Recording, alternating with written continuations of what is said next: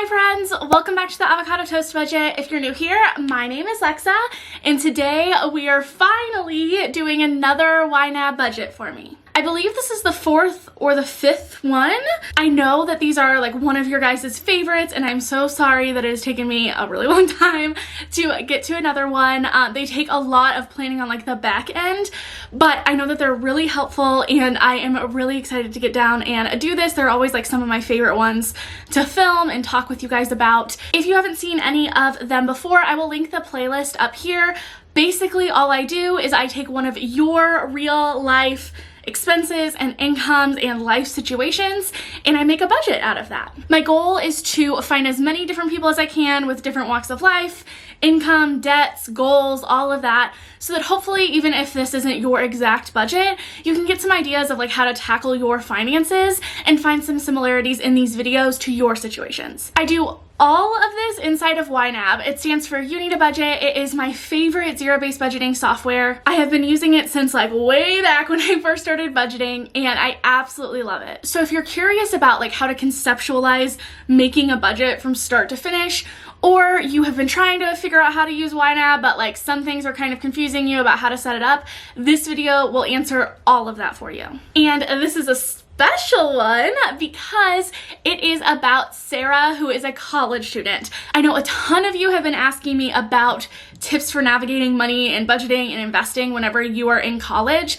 so this is going to be the perfect one for you. But if you're not in college, this is also a really good one because I've had a lot of questions about how you navigate two different things. One, not knowing exactly how much you are going to get paid on a week-to-week or monthly basis, and two, how to navigate YNAB when you have multiple different sources of income, and we are going to answer both of those questions in this one. Really, I'm really excited about this because I think this is going to have a lot of useful information for you. We are also going to tackle what to do when right now you're in the red, which basically just means you are making less than you are spending, and how you can go about starting to cut back on some of those expenses or find ways to increase your income without like completely changing your life and giving up all of the things that you love. I think this is going to be one of the best budget for me's that we have had to date. So make sure if you enjoy it or if you learned something cool to give this video a big thumbs up. It really helps out with the YouTube algorithm, helps boost this video to the top. That way more people can find this content. And let's go ahead and get into it. So for today's budget with me, we are budgeting for Sarah. Like I mentioned in the beginning, Sarah is a college student. She's 21. She's getting ready to graduate from college next year. Super exciting. And just some of the main things to point out right now, I have like a little blurb about her. She does live off of campus. She has some roommates. So her expenses, when it comes to like living expenses, those are split amongst her and two other people. She talked about how she just kind of feels stuck living in the paycheck to paycheck cycle. She is waiting for payday every single time. And she does have a little bit of credit card debt that she has just kind of been using to kind of keep her afloat, but she doesn't know how she's going to go about paying that down. It's really difficult because in her college town there really aren't a lot of options for her, so she is making either minimum wage or nearly minimum wage at basically all of her jobs, and she does work 3 different jobs, and we'll talk about that here in a second. But some of the important factors that I want to point out when it comes to kind of like what I was thinking whenever I was planning out this budget, because like I've talked about in the past, I really do think it's important to consider your life, your spending habits, your goals, what is coming up in the future for you, and I want to take all of that into consideration when we're looking at this budget. So like I had mentioned, she is graduating next year. She does have a cat. It's her cat, but again, she lives with roommates, but she will be taking that cat with her. Her car is paid in full, but she mentioned that it's like completely on its last leg. Like she has no idea how much longer it's going to last. She knows it's probably going to break down here soon, and it's probably not going to be worth putting the money in because lately she's been having to kind of fund that and put a lot of money into this car that she just knows isn't worth it. So that is something that we're going to keep in mind when we are looking at her savings goals and her spending. Again, she has multiple different part-time jobs, and her income is really highly dependent on those hours that she gets. One of her jobs is at a coffee shop, and the hours that she gets can vary between like 5 and 20 hours a week. So that can make a really big difference in the income that she has coming in on a month-to-month basis. She did also mention to me that she currently is working 21 hours at the gym, but there is a shift available to pick up that would be like a regularly scheduled shift to change her 21 hours to 28 hours. That's something that she has been considering, but she wanted to know if it was necessary to do that before she made that commitment. She also does take out the max for her student loans, meaning that she does get some sort of a refund, which if you know anything about student loans, they will give you a refund if they've given you more in student loans than you have to spend on tuition and everything. The idea is that that covers like your books, cost of living, laptop, whatever it is that like keeps you in school. And in this situation, she has said she needs it to be able to get by, to kind of bridge that gap between the money she's making at her jobs and then all of her expenses that she has. So she has continued to take out all of that extra, but she does put it toward just like the necessary expenses she has. She has about $1,000 in credit card debt that she says she's racked up pretty much the entire time that she's been in college. Honestly, this isn't that bad. Whenever I graduated from college, I had like $10,000 in credit card debt. So I feel that pain and I know what it is like to feel like you can kind of never get ahead. So I don't think that this is like an insane amount, especially because she's graduating next year. But this is something that we want to keep in mind when we're looking at her budget. Also, another thing I wanted to put in here is that she does have a BoxyCharm subscription, but she said that like she isn't really dedicated to keeping that. It's just kind of one of those things that keeps coming because she kind of keeps forgetting to cancel it, and it doesn't add a ton of value to her life. So if we're looking at places that we can cut back, that might be an option. So now that we have kind of Sarah's background, let's go ahead and get into her income. So right now, like I said, she has 3 different jobs, but technically she has 4 sources of income because she does take that student loan refund and use it toward her expenses. So I included that in her income as well, and I'll show you kind of how I'm navigating that. The first one is the coffee shop. Again, this is the one that is really variable. Sometimes she'll work like 4 or 5 hours a week. Sometimes she'll work 20 plus hours, but she really doesn't know until the schedule comes out. So it's kind of hard for her to plan around that. For that one, she gets paid bi-weekly every other Friday. She also works at the gym for minimum wage. Right now, she works pretty steadily, 21 hours a week, but again, there is that extra shift that she could pick up. On that one, she gets paid on the 1st and the 15th of every month. And then, just as kind of like a side income, she also does babysit occasionally. She said usually this is like 3 to 4 times a month that she gets paid in cash the night of, and it's usually around like $40 to $50 a night. And the last couple of times that she has gotten her student loan refund, it has been around $2,500, so we are going to factor that into her budget as well. So after looking at all of her income up here, after like I'm estimating what taxes might be, we're looking at around $1,000 to $1,600 a month between these 3 jobs. Plus, if we are splitting up this $2,500 amongst the months in a semester, that's about $625 extra a month that she's getting in that refund. So I wanted to look at what is the minimum amount she is most likely making in a month, because I think that that's going to be a really important number for Sarah to know to base her budget around. Because whenever you have a variable income and you're like, I have no idea how much I'm going to get paid, it really can vary month to month. I usually recommend that you try to figure out what is the average or the like expected amount that you think that you will make, and take the minimum amount of that and budget around that.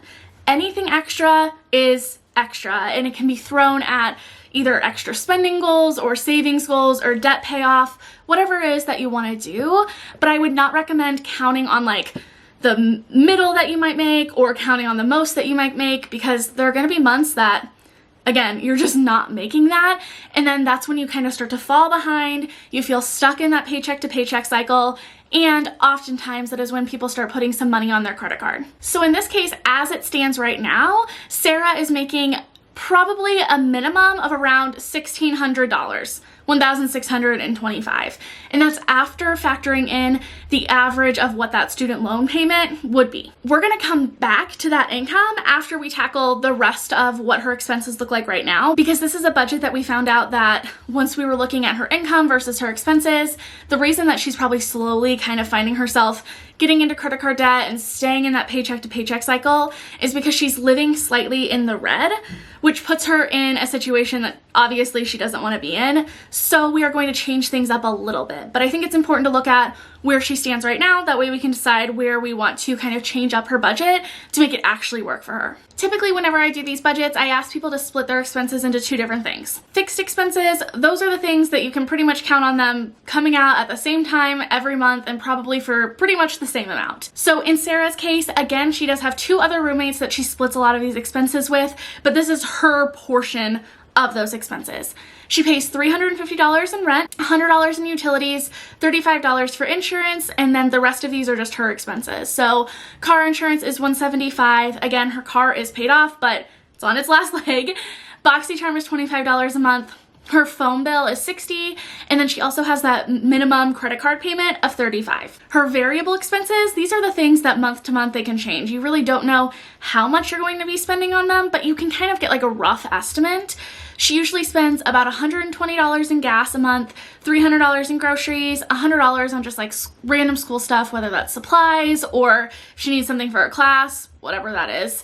$100 on fun money, $50 on cat food and litter, and then around $100 on eating out and $50 on just like random things that don't kind of fit in any of those categories. Like we said, right now, she is kind of stuck in that paycheck to paycheck cycle. She's been going into credit card debt, so she really doesn't have any sort of a savings.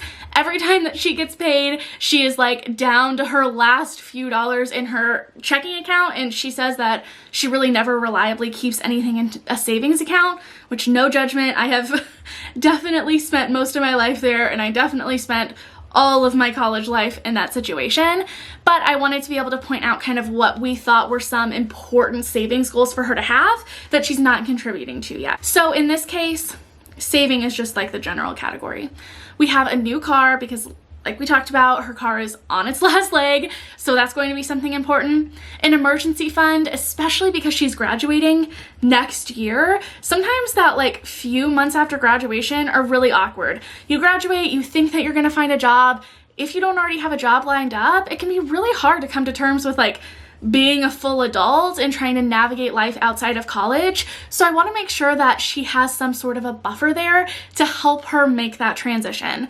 Also, of course, car repairs, because until she has enough for a new car, her car is on its last leg, and chances are she's probably going to have to throw a little bit of more money at that. And then also vet bills to cover anything that happens with her cat, whether it's just routine or, God forbid, if something happens, we want to make sure that she has some money there to be able to cover that. When we're looking at her student loans, they're not active right now. She's not paying on them, so we're really not worried about that right now.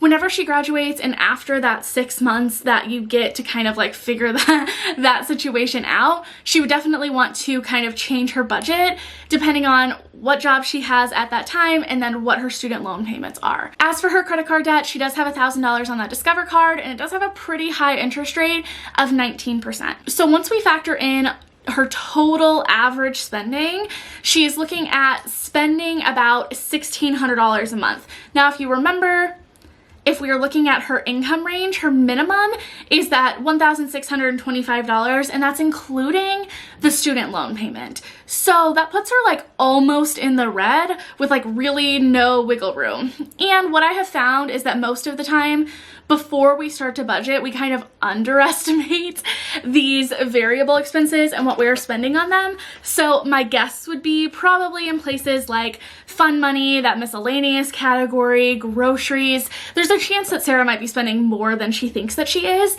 which is why she kind of feels stuck living paycheck to paycheck and putting some stuff on her credit card. Again, this is like really common. There's no judgment. I have been there, but we want to make sure that we set Sarah up for success and we give her some more breathing room in her budget. That way she doesn't have to be so stressed out about it. So these are my tips for moving forward, because typically whenever I'm planning out these budgets, I really don't change anything when it comes to expenses or income. But since this is such a good representation of living in the red, being stuck in that paycheck to paycheck cycle, I want to give Sarah and you some tips on what you can do moving forward. And if it were me, what I would do to kind of help give myself some breathing room if I were in this situation. The first thing that I would do is go ahead and just pick up that extra shift at the gym. She likes her job at the gym. It's really not that hard. She doesn't feel too strained and stressed out with school right now. And especially with summer coming up, try to take up as many hours as you possibly can when you're not in classes and pick up that extra 7 hours. So that is going to change it from the steadily 21 hours to 28 hours a week, which is really going to help her because she knows that that money is going to come in. There's really nothing that she can do about hours at the coffee shop. She says she picks up hours whenever it's available, but it's really hard to add any hours that she's not already scheduled for. Kind of the same thing goes for babysitting. If there were options for her to pick up some extra ones and she has the time, she can definitely do that. But right now, it is not something that is guaranteed, so I'm not going to touch that. I do think in Sarah's situation, it's not necessarily a bad thing for her to be taking out this student loan refund. This is what I did in her case. When it's during the school year, she doesn't have a lot of extra time to be picking up like a full-time other job. There really aren't a lot of other options for jobs that will pay her more. So she's kind of stuck when it comes to her income. So I do think to keep her from putting more on her credit card, it's a good idea for her to keep these loans. If she finds that she's making more in a month and she doesn't need this money, then she can always set that aside or go ahead and just pay them back.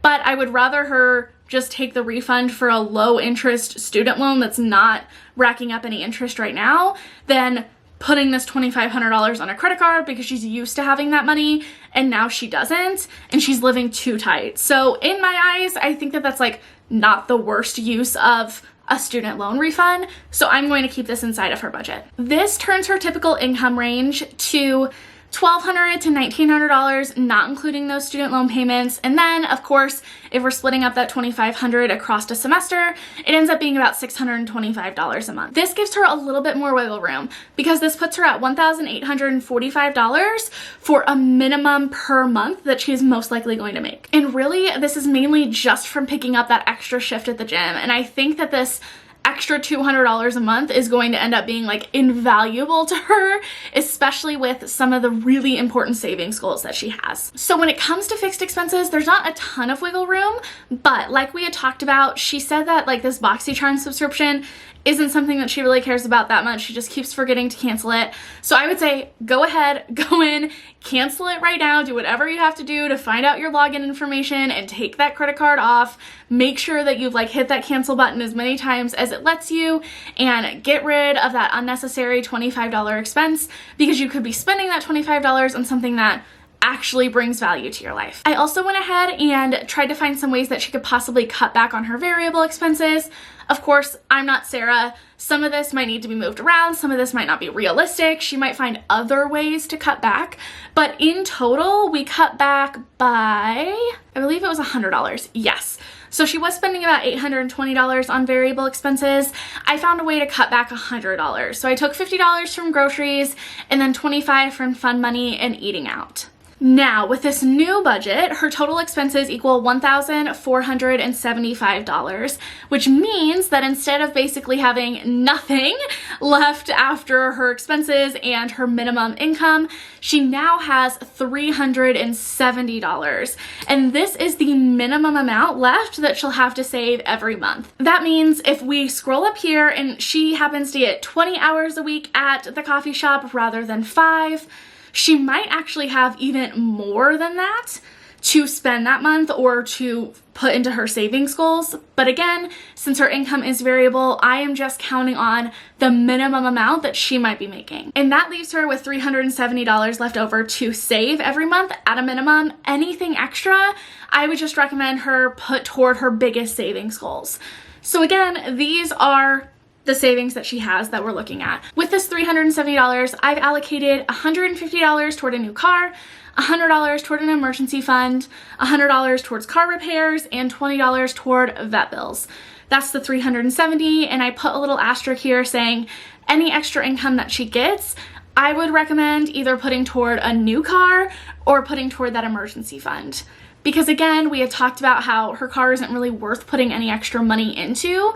So I would rather her try to save up as quickly as she can to at least put a good chunk of a down payment toward like a reliable new car. It doesn't have to be a new car, just a new to Sarah car that is reliable and she isn't just like funneling money in, because right now with the state of her car, any money that she puts into it is a complete loss. And I would rather her put that money toward a car that is going to be reliable and is not a complete loss to her. Also, you can notice if we scroll back up here to these fixed expenses, I haven't added anything extra to her minimum credit card payments. If you've been here at all, you know that I have actually talked about this, and I've talked about paying off debt and why sometimes you don't want to pay off debt. I recently just posted a video about situations where you might not actually want to put extra payments toward your debt. I will link that up here, but I think that Sarah's situation is a really good example of when you don't want to put any extra money toward debt and you would rather put extra money toward your savings goals. Because in this situation, like we said, she's getting ready to graduate. She has that car that's going to break down that she knows she's going to need to get a new one here soon. And I really believe that what would happen if we started putting extra money toward her credit card is that these inevitable expenses are going to come up. She's gonna have no extra money on hand, and then she's just gonna have to put it on a credit card. And it can be really defeating to feel like you're paying off debt just to cycle back into it. So right now, I think that she's fine making her minimum payments. Yes, the APR is really expensive. This is the next thing of hers that I would tackle, but I would make sure that she has a solid emergency fund and a solid new car fund first, because those are expenses that are coming up that she needs to have the cash on hand for. So now that we have all of that background done for Sarah and you know kind of like my thought process and what we're working with, let's go ahead and move over to YNAB and start making this budget. Okay, so this is YNAB. Again, that stands for You Need a Budget. It's the zero-based budgeting software I use. Sarah will just go in and make herself a login information. I'm just gonna log into mine because on YNAB you can make like as many different budgets as you want. We're going to go down here and create a new budget. I'm going to call it Sarah's budget, and everything else is gonna stay the same. Also, if you're looking at my budget, you might notice that it looks a little bit different than what YNAB looks like to you. That's because I have this toolkit for YNAB installed. This is just a browser extension. I have it on Google Chrome. I don't know if it's available on any other ones, but it's free, it's really awesome, and they have different ways that like your YNAB budget can kind of change up a little bit. So if you're seeing any differences, it's settings inside of this toolkit for YNAB. If you all are curious about this toolkit for YNAB and you want me to make a video about how I use it, which settings I really like to use, which ones I have on, which ones I just kind of ignore, definitely let me know down in the comments, and I will make that video for you all. But otherwise, the majority of YNAB is going to look very similar whether you have the toolkit or not, and this is what it is going to look like whenever you first set up a new budget or you set up your first budget inside of YNAB. YNAB splits it up automatically into these different categories. We have immediate obligations, true expenses. These are YNAB's version of sinking funds. If you don't know what sinking funds are, I will link that video right up here for you all. But basically, they are just all of the non-monthly expenses that happen in life that we want to plan for on a monthly basis. There's also a debt payments category, quality of life goals, and just for fun. I'm going to go ahead and change this up to how I like to structure my budgets, but of course, everyone is different. The way my brain works might be completely different from the way that your brain works. So this is just one recommendation of how Sarah could set up her budget, but it's definitely not like set in stone, and do whatever works for you. But personally, I'm just going to go through and delete these first of all so I can completely make my own. In order to add a category group, I'm just going to click up here. This is like the name of the main category, and then you have all your subcategories underneath it. I like to split mine up into fixed expenses, variable expenses, savings goals, or sinking funds. And then if you had any extra debt payments, you could put those here. But all Sarah has is a credit card, and we're actually going to do that differently because YNAB does credit cards in its own way, so we don't have to make a category group for that. The next thing that I'm going to do is I am just going to add the individual categories beneath these category groups. And I'm taking these directly from our budget plan down here. So for our savings goals, I'm going to add the new car, emergency fund, car repairs, and vet bills.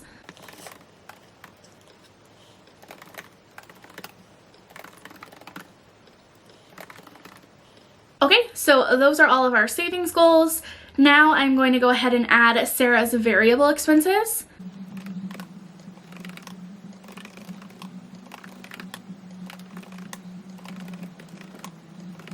Okay, and then her fixed expenses.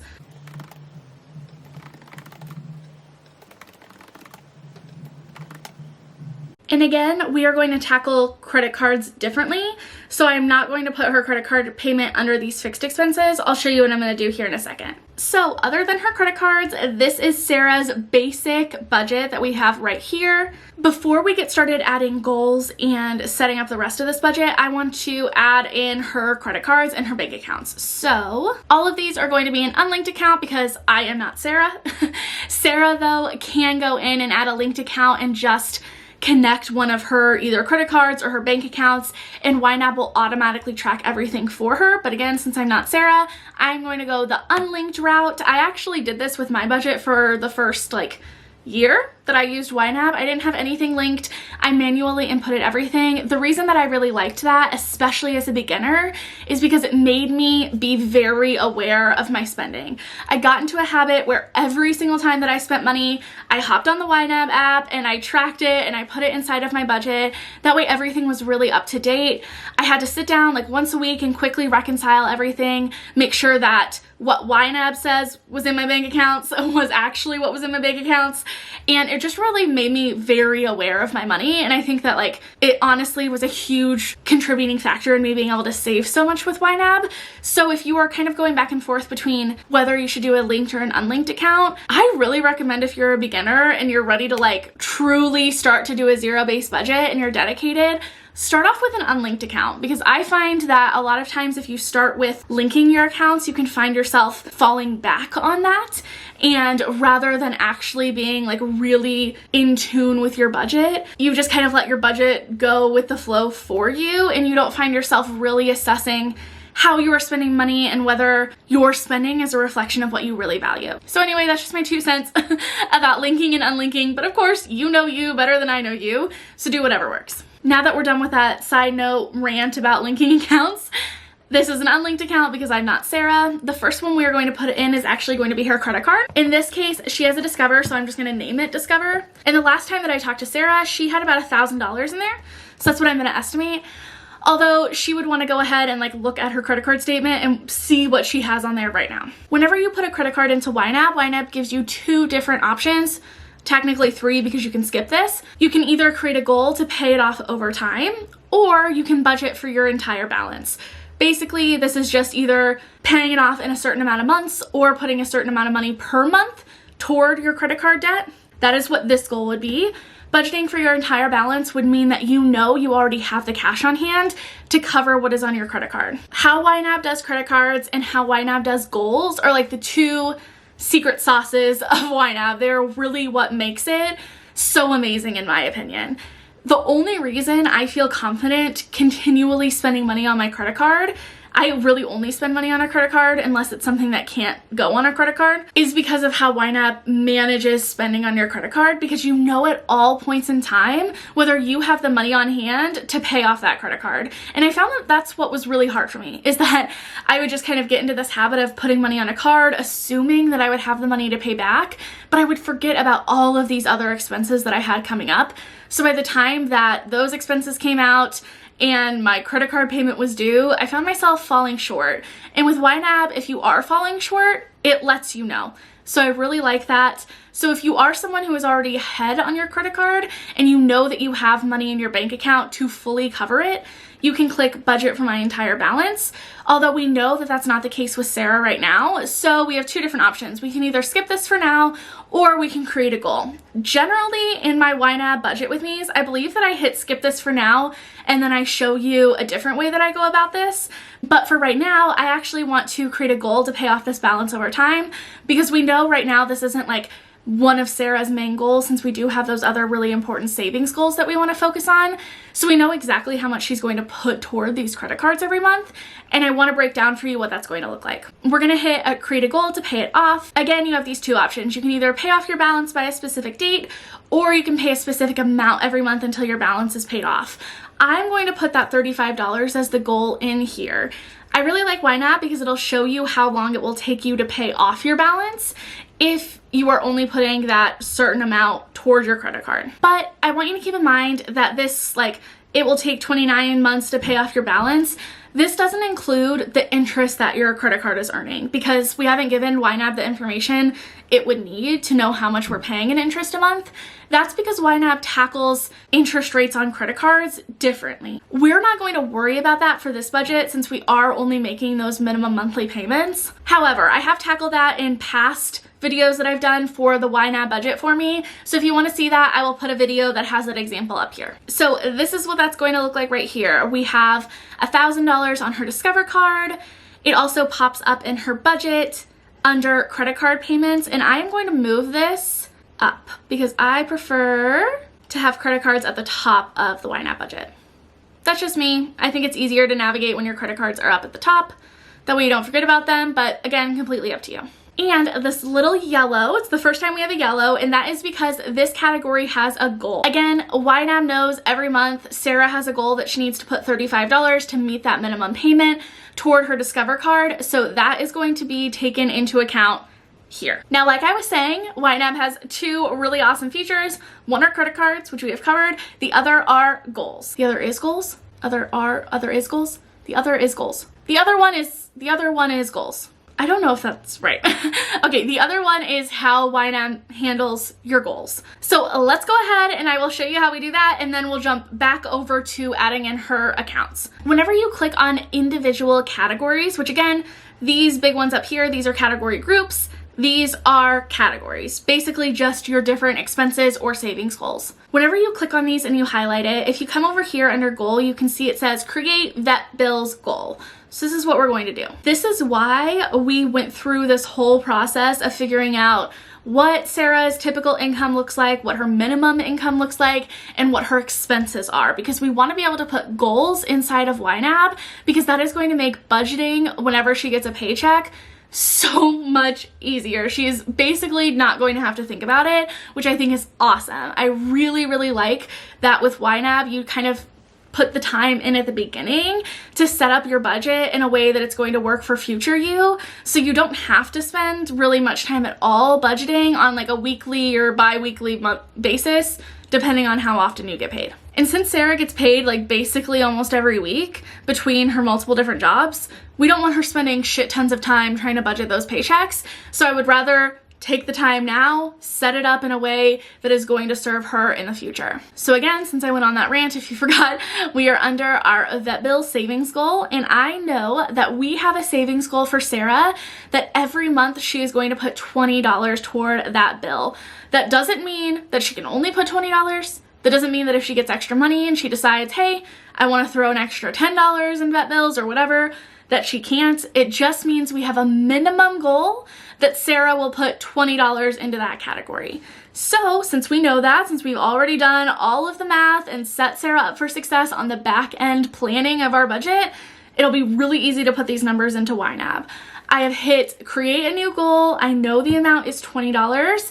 And in this case, we are going to have this be a monthly savings builder goal. So YNAB has 3 different types of goals. If you want to learn more about them, I have talked about them in past YNAB videos, or YNAB has a really good video on their new goal system. I will pop that up here if YouTube lets me. If not, I will link it down below. In Sarah's case, most of her savings goals are going to be this monthly savings builder. Most of her spending goals are going to be the needed for spending. Basically, this is just telling YNAB, hey, no matter what, every month, whether I spend from this category or not, I want to put $20 toward vet bills. So make sure that I have at least budgeted $20 no matter how much I am spending. The same thing is going to go for emergency funds. Our goal for Sarah is that she will save up $100 a month no matter what. So we will put that here. Car repairs are $100. Same thing, monthly savings builder here. And then a new car. In this case, we don't know what, or I don't know, Sarah might know. I don't know what new car Sarah is going to get. So I don't have a specific amount in mind for her. If Sarah has decided, look, I know this is the kind of car I want to get. My budget is $5,000. I want to save up $5,000. That is when she could actually use this target savings balance. Because in this case, if you have a goal that you know, okay, I need to save up this amount by a certain date, this is a really good goal to have in YNAB, because YNAB does all of the math for you. So I'll just run through an example. If we knew that Sarah needed $5,000 for a new car by this time next year, so let's say July 2022. We put in that information for YNAB underneath this new car goal. We hit save goal, and YNAB will calculate exactly how much money Sarah needs to save every month to hit that goal. So we can see right here it says budget $357.15 more this month to stay on track. YNAB has done the math for us, and it tells us this is how much you need to put every month in order to meet that goal. The really nice thing about this is if for some reason you don't hit this goal, the next month, it will adjust your goal from there. So let's say we were supposed to budget $357. Sarah only put $100 toward that goal. YNAB is going to have you budget more the next month to compensate for the fact that you didn't save what your goal should have been the month before that, because it still has in mind that you want to hit this $5,000 by July of 2022. I hope that makes sense. If you have some sort of a goal that has a specific amount that you need by a specific date, that is a really good goal to use. Although, again, in this case, we don't have that for Sarah. So instead, we just know that she has in her budget right now at least $150 to put toward this new car goal. So I'm going to put that under a monthly savings builder. That way, Sarah knows that she needs to at least save $150 every month toward that goal. Hopefully, if she makes more money, she'll be able to put more toward that so that she'll be able to get a new car quicker, but we'll at least have the minimum covered there. So that is what savings goals look like inside of YNAB. Now for our expenses and what those goals are gonna look like. I'm actually going to tackle fixed expenses first because I think that these are the most straightforward. Because again, with fixed expenses, we know relatively exactly when they're going to come out and how much they are going to be. So for example, for rent, for Sarah to create a goal, we know that she has to pay $350 in rent every month. The nice thing about this is if Sarah knows that rent is due on the first of the month every month, she can put the exact date that she needs that money inside of YNAB, and it'll make sure to keep her on track. And that's because this is this needed for spending goal. So as YNAB says, this is really good for groceries, holidays, vacation, pretty much you're funding up to an amount with the ability to spend from it along the way. Basically, all that is saying is if you have goals that you need to have a certain amount set aside to spend that money, this is a really good goal to have. Typically, I use this goal for these monthly expenses. Although if you had a weekly expense or if you had an expense that was coming around on a very specific date, you could also do that as well. And then I am just going to do the same thing for the rest of her fixed expenses. She spends $100 on utilities. Again, if she knew the exact date that those utilities are due, she could put that inside of YNAB. $175 for car insurance, $60 for her phone, and $35 for internet. So now we have all of those fixed expenses down, and now we are going to worry about our variable expenses. These are the ones that people often wonder how you budget for. How do I make a goal for something when I don't know exactly how much I'm going to spend? Hopefully this is not going to confuse you too much because I want to show you what this looks like in practice, but I'm going to show you what my variable expenses look like inside of my budget so that hopefully that gives you a good idea of what this means. So these are our fixed expenses. We know the date that they're coming out and exactly how much they're going to be. And then we have a category for our variable expenses. And we have goals set up for how much we want to have to spend in that category, but that doesn't necessarily mean that we have to spend exactly $40 on household items or exactly $100 on eating out. And I'll show you what that looks like in May. So since June is not even started, it doesn't really make a lot of sense to show you that, but I can show you what it looks like from our budget in May. So in May, we had budgeted $85.13 for household items. That's exactly how much we spent. But, for example, we only budgeted $60.16 inside of our eating out budget, but we spent $80. So you would think that probably put us in the red, but it didn't because we had money left in this category from April. Because in April, we can see we budgeted $100, but we only spent $50. So that left us with $49 over in our eating out category, which YNAB automatically carries over into May. So starting in May, even if we hadn't put any money inside of our eating out category, we still have that $49 in there. So we added an extra $60, that made it about $110. We spent $80, which leaves us with $29 left over in that category, which we can see carries on over to June. So the $100 we put in June is combined with that $29 that was left over from May, and this is how much we have to spend in our eating out category. Another example of this are our gummies. We actually didn't buy gummies this month. We never really know when exactly we're gonna run out of our gummies, so we just kind of put $15 a month toward that, and then we'll spend it whenever.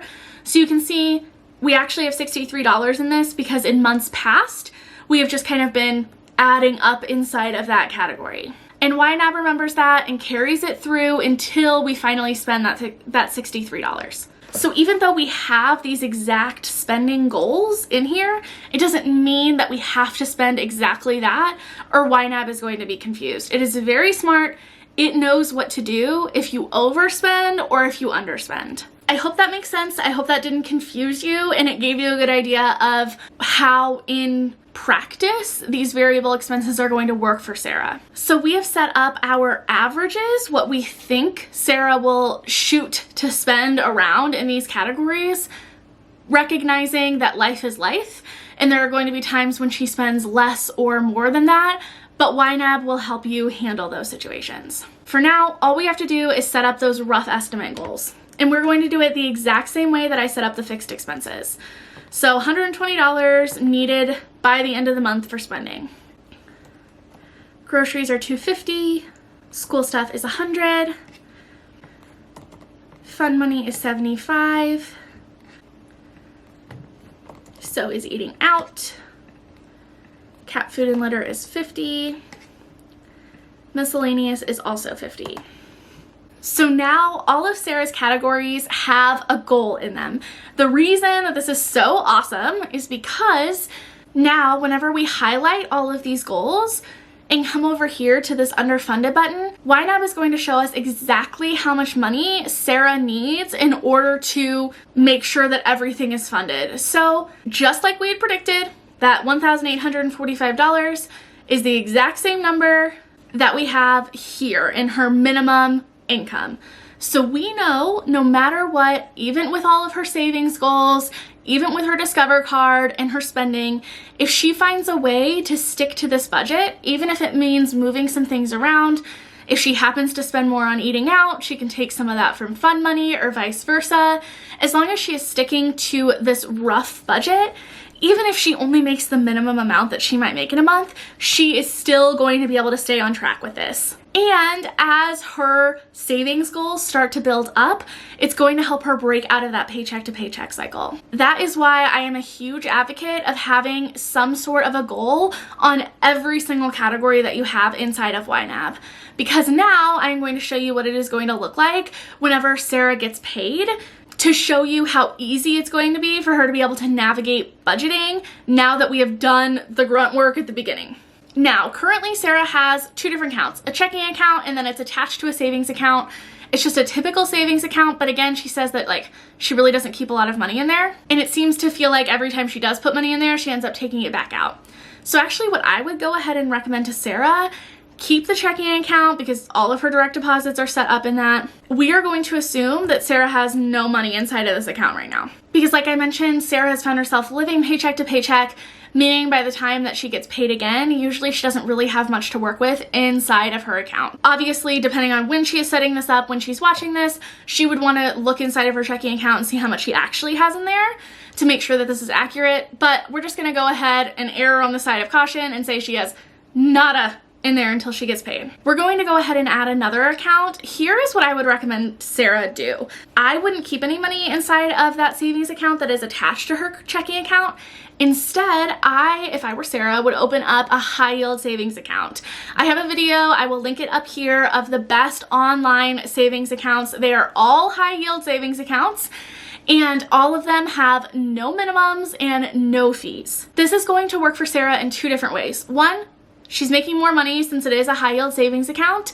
Most traditional savings accounts offer you 0.05% interest on the money that you're keeping inside of the account. A lot of high yield savings accounts right now are offering you anywhere between 0.4 and 1%. So that's 50 times as much money as you're making. And of course, if you don't have a ton of money, it's not going to make that much of a difference. But if you can start to save a little bit of extra money by just keeping your money somewhere else, why would you not? And on top of that, if she has a savings account that is not directly linked to her checking account, I have found in a lot of cases, this helps people to keep the money in savings, actually in savings. Because what happens when it's just really easy for us to move money back and forth between our checking and savings is that we're very tempted to do that. If we decide we want to splurge on something or something's not in the budget, we'll just justify moving savings into our checking account because it's really easy to do. Whereas if you have a savings account that isn't directly hooked up to your checking, it's still possible to access that money, but it might take like a day or 2 or 3, depending on how fast transfers are, which can give your brain some time to think and take a step back and make a better decision. So the money is still accessible in case of an emergency, but it's not so accessible that you are tempted to take from it. So I am going to just change this to a high yield savings account, the nickname. Wherever she wants to get one, that is what I would recommend that she do. And for now, we're gonna have $0 in there. As she starts to build up these savings goals, she can start to transfer money from her checking into her savings. We'll worry about that here in a second, but there is actually one more account that I wanna add into Sarah's budget, and that is cash. There are a couple of different ways that you can handle cash inside of YNAB, and from my experience, it really just depends on like what you're using the cash for. Really, the only time that Sarah carries cash on her is whenever she gets paid from her babysitting job. And if she wanted to, she could just keep that cash as like extra spending money. Like if she wanted to spend more that month than what she had budgeted, then she picks up an extra shift to babysit, she uses that cash to fund whatever it is that she wants. But in this case, I factored in that income into her budget. So I am going to create an account that is actually cash. And this is one of your options inside of YNAB. This means that any income she is getting in cash or any money she is spending in cash, she is going to track inside of YNAB and it's going to count inside of her budget. Again, it really just depends on like how Sarah is using cash, how often she has cash, and how much effort she wants to put into tracking that cash. But it is an option to do inside of YNAB. I think it's Sarah's best option, especially right now as she's getting used to tracking her spending and being more conscious about where her money is going. So I'm going to do that. I'm just going to name it cash. Pretty self-explanatory. And again, we're going to put that she doesn't have any money in cash right now, but that whenever she gets paid from babysitting job, we'll add some money into there. So that is it when it comes to setting up Sarah's accounts.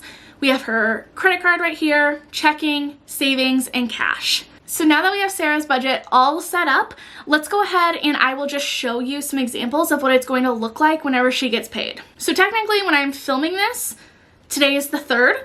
Tomorrow, when you're watching this, it will be the 4th. But let's pretend it's the 1st since we know that she gets paid on the 1st. So the 1st was a Tuesday. And we know that on the 1st of every month, she gets a check from the gym, which that check is the steady 21 hours a week. So like I recommended, I would recommend that Sarah pick up that extra shift, but it might take a couple of weeks for her to actually see that money. We're gonna budget for her gym paycheck. Again, I am like estimating this based on like estimate of taxes, but it could end up being more or less than this. Okay, as an estimate, I'm just gonna say that that paycheck for her is $350. The payee is going to be the gym. She gets paid inside of her checking account, so that's where we're putting this in. Anytime that I have an inflow of money or a deposit, I put it into to be budgeted, and that $350 is going to go here. We're going to click save, and that money is going to show up 2 different places.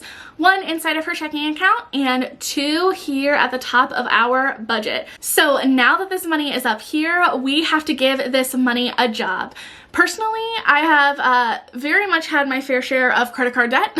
I know what it is like to kind of cycle in and out of credit card debt. And if I were Sarah, I would recommend that she stop spending on her credit card while she is still in credit card debt. Now that she's using YNAB, chances are whenever she does pay off that credit card, it'll be a lot easier for her to spend on her credit card, get those benefits, but not go into debt and not keep a balance on her card. But since we're not there yet, typically whenever someone is in credit card debt, I recommend that for that time that they're dealing with that debt, they don't spend on their credit card. So I'm just going to assume that most of her spending is happening inside of like her checking account on a debit card. If she still wanted to spend on a credit card and pay that off, that is an option for her. I have just found it really helps kind of kick that cycle of cycling in and out of credit card debt if you stop spending on the credit card while you're dealing with that debt. Just my 2 cents. So that's what we're going to assume moving forward. So Sarah has this $350 inside of her checking account. The first thing that I would do if I were Sarah is to figure out what are the next things that need to get funded before I get paid again. So in this case, it's the 1st. She knows she's not going to get paid from the gym again until the 15th. And then she will have another paycheck from the coffee shop. I'm just going to assume that it's the same week as this. So This would be a Tuesday. I'm gonna assume she's getting paid from the coffee shop on Friday, but again, these are assumptions. She'll just budget whenever she does get paid. But because we're looking at that, I would just look at my budget if I were Sarah and say, okay, today is the 1st, I have $350 to spend until I get paid again. What does this money need to do for me until then? And again, I am making some assumptions here about like dates of things. You would know for your expenses, Sarah knows for her expenses what those next things are. In this example, I am just going to go ahead and say that the next thing that is due is her Discover payment, so we want to make sure that we have that $35 there for that. Whenever we click that underfunded button, it takes the $35 from to be budgeted, pulls it into this category. So you can see we went from $350 to $315. Let's also say her utilities and her phone payment are going to be due before she gets paid again. And then of course, even if it's not the full amount, she is going to need some spending money until she gets paid. So let's go ahead and say she probably is going to need to fill up a tank of gas. So let's give her $35 for gas, $50 for groceries, $20 for school stuff just in case something happens. The cats need some food, so let's give her $20 for that. She's probably gonna wanna go out with friends to get something to eat, or she's gonna wanna grab a bite to eat. What happened to my $20? So let's go ahead and give her $20 for that. And then that leaves her with $10 left over after we've given her some spending money and covered the fixed expenses that she has coming up.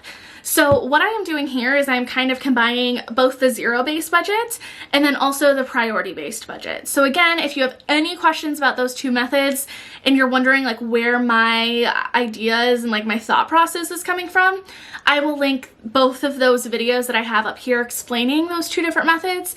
But basically what it comes down to is every time we get paid, we want to make sure that every single dollar that Sarah has some sort of a job. It is going toward a category and we know what that money is going toward. That is a zero-based budget. A priority-based budget is really good whenever you're living paycheck to paycheck and you don't have enough money in your account to fund everything. So what I'm looking at here is what does this money need to be doing for Sarah right now?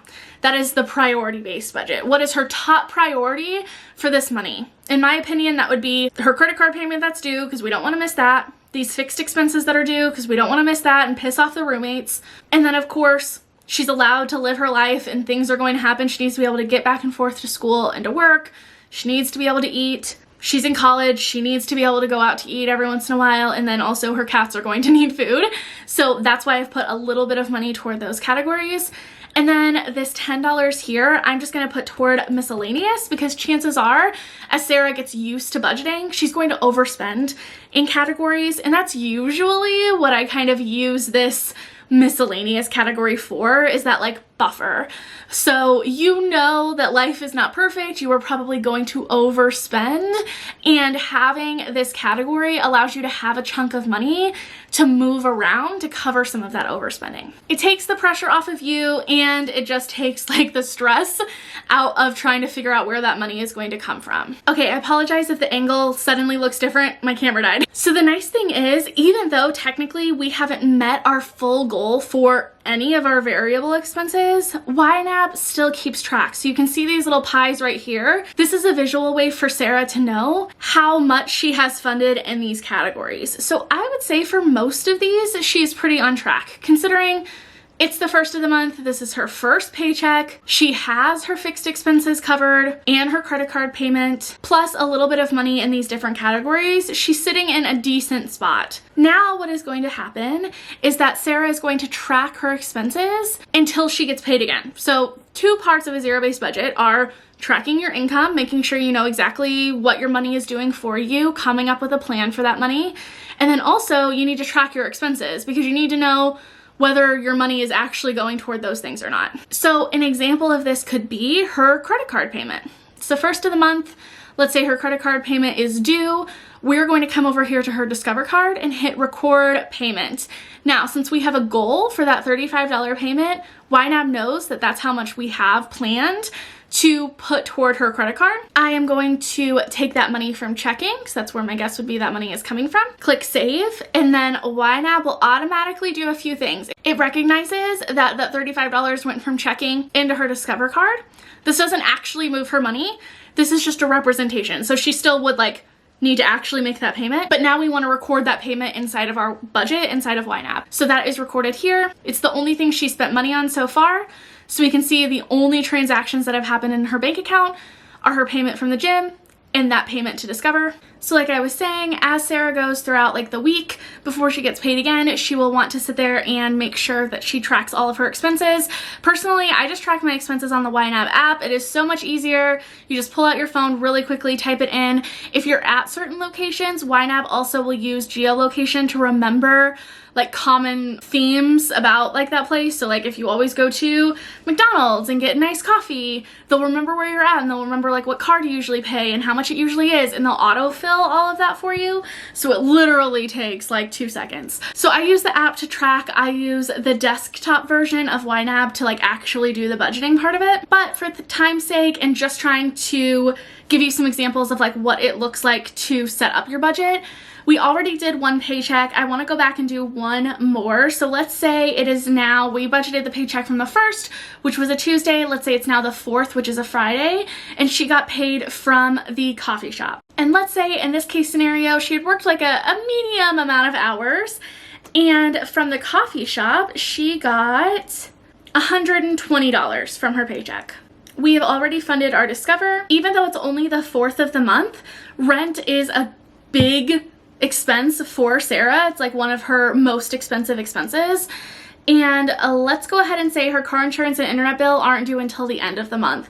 So I am going to go ahead and just set aside like $50 for rent. That way we can start chipping away at that. Because what I find is when we're stuck in that paycheck to paycheck cycle, we're so used to having to fund those bigger expenses like rent with one paycheck.